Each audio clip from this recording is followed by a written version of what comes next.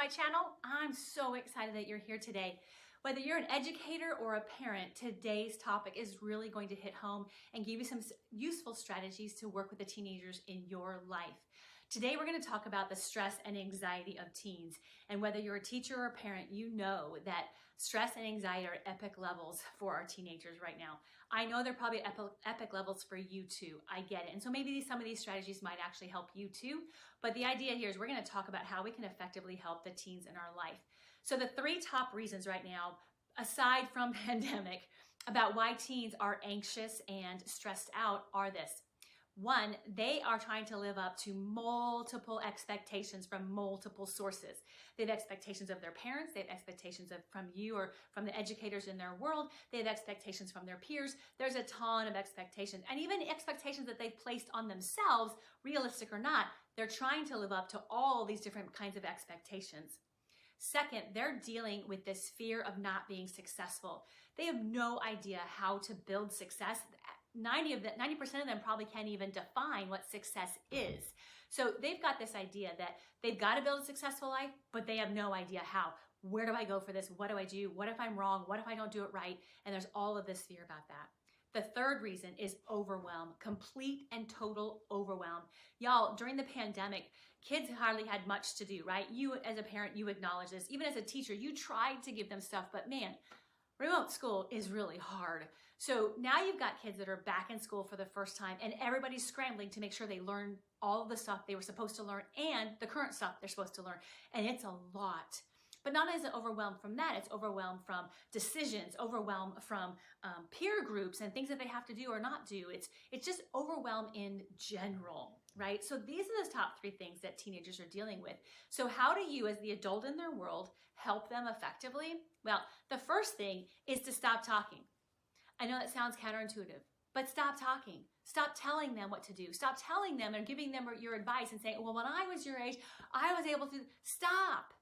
Instead, ask them what's going on. Hey, you seem a little anxious. Am I getting that right? Is there something going on? You seem a little stressed. What's happening in your world right now?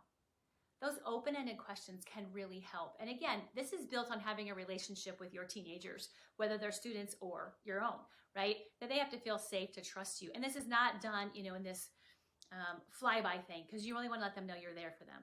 The second is to actually, or the second part of that is to acknowledge their feelings. I can understand why you're stressed out. Even if you're looking at the situation going, that doesn't seem very stressful. It's not about you, it's about them.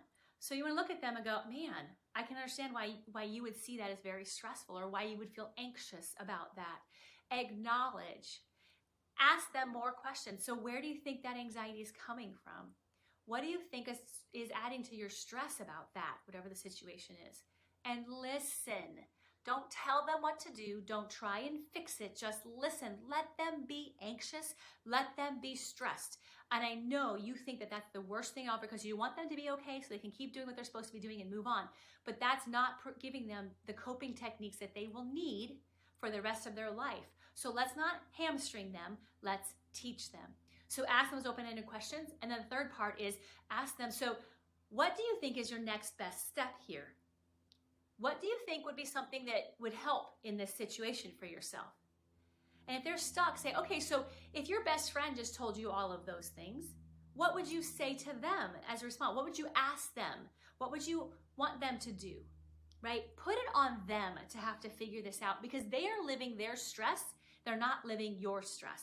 They're living their anxiety. They're not living your anxiety. So your advice, your telling them what to do, your attempts at fixing it aren't really valid because it's not about you, it's about them.